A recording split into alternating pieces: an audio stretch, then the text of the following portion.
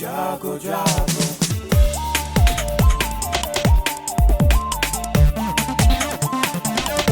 Radio जागो जागो radio जागो 90.4 FM।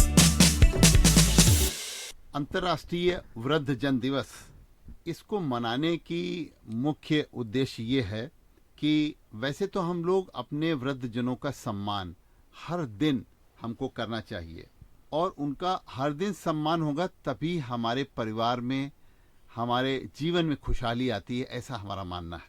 लेकिन हर पल हमारे मन में ये होना चाहिए कि हमारे अंदर अपने घर के वृद्धों के प्रति सम्मान लगातार बढ़ रहा है कि नहीं, वृद्धों का सम्मान कैसे बढ़े। हमारी एक जिम्मेदारी है उनके सम्मान के प्रति, और एक हमारा उद्देश्य भी है कि हम वृद्धों को उनके जीवन के कष्टों से कैसे निवारण कर सकते हैं।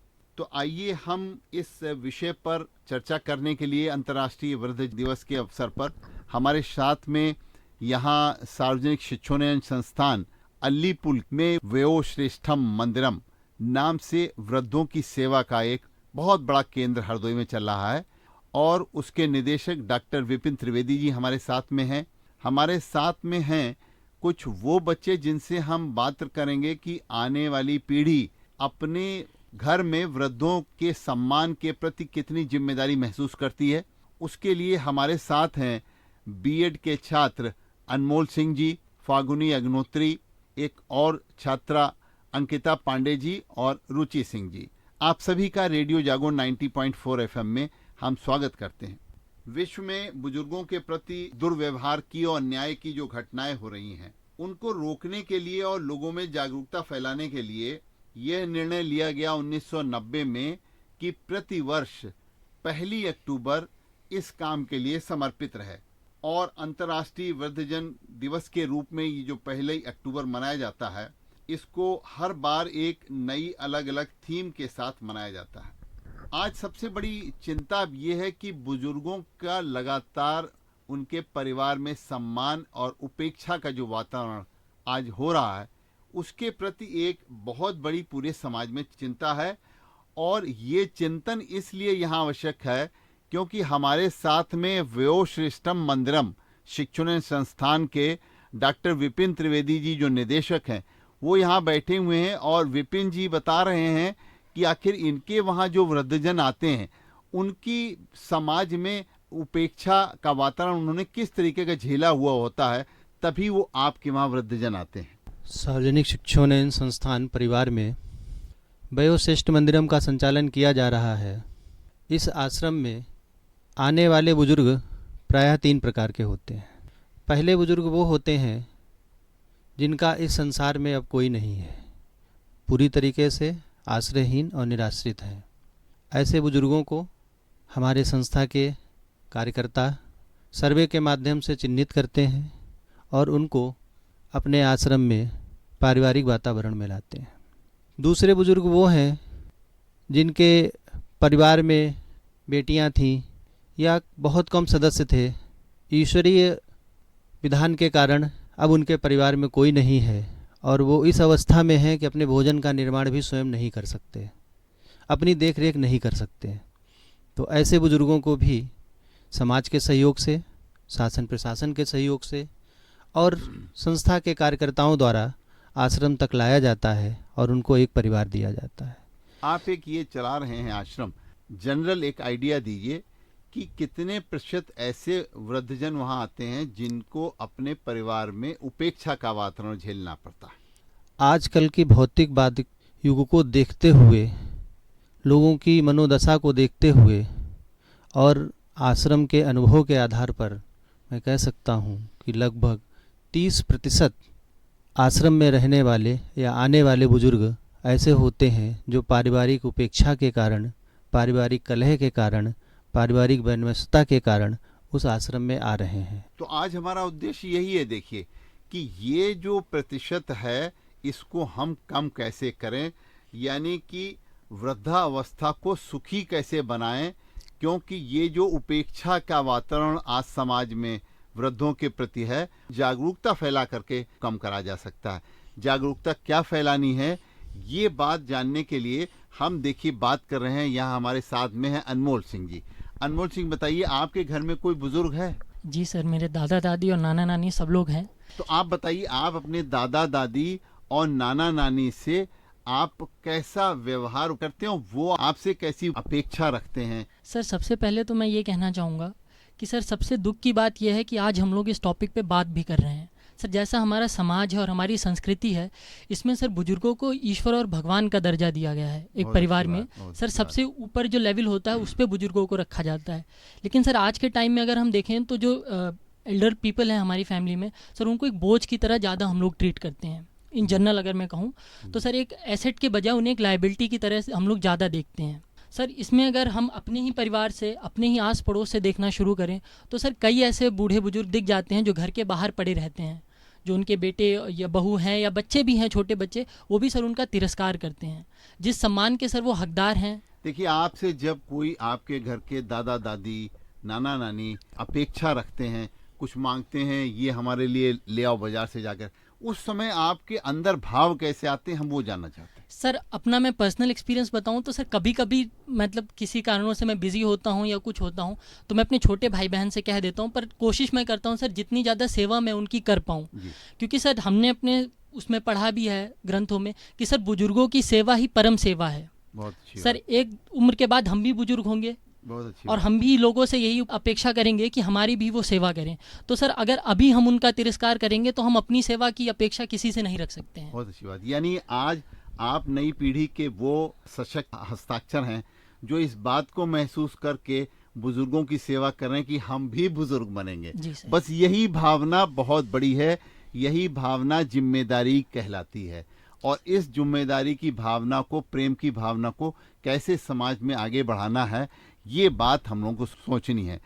फागुनी अग्नोत्री जी, आप भी बीएड की छात्रा हैं, आप बताइए आपके घर में कोई है बुजुर्ग? सर मेरे घर में तो बुजुर्ग नहीं है, बट सर मेरा एक ये पॉइंट ऑफ व्यू है, देखा जाता है कि जो बुजुर्ग लोग होते हैं वो बच्चों की ही तरह हो जाते हैं। वो हमसे कुछ मतलब हमसे कुछ मांगते नहीं है, बस हमारा टाइम मांगते हैं। सो हम लोग को जितना हो सकता है, ऑल्दो हम सब बहुत बिजी हैं अपनी लाइफ्स में और अपने करियर को लेके या जॉब्स को लेके, तो उतना समय हम लोग नहीं दे पाते हैं। बट हम लोग को अपना टाइम निकालना चाहिए और थोड़ा बहुत उन लोग के साथ भी बैठ के उन लोग की फीलिंग्स को शेयर करना चाहिए, अपनी बातें उनसे कहनी चाहिए, उनकी बातें सुननी चाहिए, ताकि उनको भी वो लोनलीनेस फील ना हो। और सर इवन उन लोग से बात करके अच्छा ही लगता है, मोटिवेशन मिलता है। वो लोग पुरानी कहानियाँ सुनाते हैं तो उनसे बहुत मतलब पॉजिटिविटी आती है। बहुत अच्छी बात।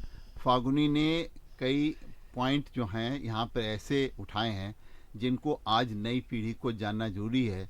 एक तो आपने ये बताया कि उनके अनुभव से हम अपने जीवन को ज़्यादा सशक्त बना सकते हैं और हम आगे बढ़ने की ओर अग्रसर हो सकते हैं। क्योंकि आज देखिए, जो ज्ञान है वो ज्ञान किताब से अलावा एक ज्ञान है अनुभव, ये भी एक ज्ञान का अंग है। तो आपने जो बात कही वो वाली बात है कि आप दूसरों के अनुभव से जो प्राप्त कर रही हैं उस ज्ञान को आप बुजुर्गों से प्राप्त करना चाहती हैं और अपने जीवन को सुखमय, समृद्धमय और विकास की ओर अग्रसर करना चाहती हैं। ये बहुत अच्छी बात है, आपने एक अच्छा संदेश दिया। हमारे साथ में हैं यहाँ पर अंकिता पांडे जी। अंकिता जी, आप जैसे समाज में निकलती हैं, कभी आप देखती हैं कि कुछ लोग बुजुर्गों को बड़े बोझ की नज़र से देखते हैं या उनको दुत्कार देते हैं कि तुम्हारे पास कोई समय नहीं, हर समय तुम यही बताया करते हो। आपको ऐसे समय में क्या महसूस होता है? आपके घर में कोई है ऐसा? सर सौभाग्य से मैं मेरे ग्रैंडफादर और मैटरनल ग्रैंड पेरेंट्स के साथ में रहती हूँ। बहुत अच्छी बात। तो आप ज़्यादा अनुभव बताइए आप। जी सर, और साथ ही साथ मेरे ग्रैंडफादर के साथ और भाई हैं, तो हम सभी एक साथ ही रहते हैं फैमिली में। तो सर जैसा कि अभी आपने कहा कि बाहर इस प्रकार का वातावरण है, तो सर कई बार मैंने खुद ये अपनी आंखों से देखा है और ये देख के मुझे बहुत ही दुख और ग्लानि होता है। और मैं इवन जब भी बाहर जाती हूँ मैं खुद कोशिश करती हूँ कि मैं उनकी मदद कर सकूँ। सर लखनऊ में मैं अभी कुछ साल पहले रही हूँ, तो सर मैं वहाँ पे भी एक्टिव थी इस चीज़ में। वहाँ पे अगर ऐसे प्रकार के वृद्धजनों को मैं देखती थी तो मैं जितना हो सकता था मैं उनकी मदद करने की भी कोशिश करती रही हूँ। जैसे आपने क्या मदद करी अभी तक? सर जैसे ठंडियों के समय में सर मैं उन्हें शॉल दे देती थी। अच्छा। और सर अगर कोई दिख रहा है तो पास में, तो सर जैसे उन्हें कुछ खाने पीने की वस्तुएं जो भी उनकी इच्छा हो वो सर। तो आपके घर में दादा दादी आपके बाबा हैं? जी सर। तो वो अपने अनुभव आपको शेयर करते हैं? जी सर। कोई उनका शेयर किया हुआ अनुभव बताइए जो आपको बहुत अपील किया हो अपने जीवन में आगे बढ़ने के लिए। सर मेरे बाबा Shri Ramchandra Pandey ji retired senior audit officer की पोस्ट से रिटायर हुए हैं। तो सर वो अपने बचपन के अनुभवों को बताते हैं कि किस प्रकार से उन्होंने स्ट्रगल किया, कि पढ़ाई की और आगे बढ़ते गए। तो सर मैं उनसे डेली ही मेरी वार्ता हो जाती है, तो सर उससे बहुत ही ज़्यादा मैं प्रभावित हुई। इवन वो मेरे रोल मॉडल भी हैं काइंड ऑफ, जिससे मुझे ये प्रेरणा मिली कि आज मैंने अपना परिणाम दिया है एमए में भी और सर बीएड में भी। चलिए हम बात करते हैं, हमारे साथ में हैं रुचि सिंह जी। आप भी बीएड की छात्रा हैं जी। तो आपने ये देखा अभी आपके साथी में आप कई यहाँ पर हमारी देवियों ने और सज्जनों ने ये बताया कि उनके घर में उनके जो बुजुर्ग हैं उनसे उनको क्या मिलता है। आप बताइए आपके घर में कोई है ऐसा वातावरण? जी मेरे बाबा दादी और नानी हैं। तो आपके अंदर उनके प्रति सम्मान की भावना कैसी रहती है? हार्ड वर्क करने का मुझे वो प्रोत्साहन मिलता है कि मैं कुछ करूं, कि आगे बढ़ूं, कि मैं पढूं। अगर मेरा मन नहीं भी होता है पढ़ने का तो मैं उनकी जो वर्क को देखती हूं तो मुझे वो एहसास होता है कि नहीं मुझे पढ़ना है, मुझे बढ़ना है आगे। लेकिन वो मुझे पढ़ाते हैं एक लड़की होके। वहाँ गांव में मतलब बहुत ऐसा होता है कि बाहर जाने में बहुत दिक्कतें आती हैं। उन्होंने हमें पढ़ने के लिए बहुत प्रोत्साहन किया। वो मतलब बुजुर्ग आपके कहते हैं तुम लड़की हो लेकिन सब कर सकती हो। आपके घर के बुजुर्ग आपसे क्या अपेक्षाएं सर रखते हैं? बस टाइम चाहिए होता है। हम लोग अपना टाइम उनके साथ स्पेंड करते हैं, उससे जो मेमोरीज होती हैं, जो एक्सपीरियंस हम लोग गेन करते हैं, क्योंकि सर लाइफ में हर एक्सपीरियंस हम नहीं ले सकते। कभी कभी हमें सामने वाले के एक्सपीरियंस से भी लेके उसको सीखना चाहिए। वो भी हमें बहुत हेल्प करता है, बहुत आगे बढ़ने में मदद करता है। सिर्फ बुकिश नॉलेज इंपॉर्टेंट नहीं होती है।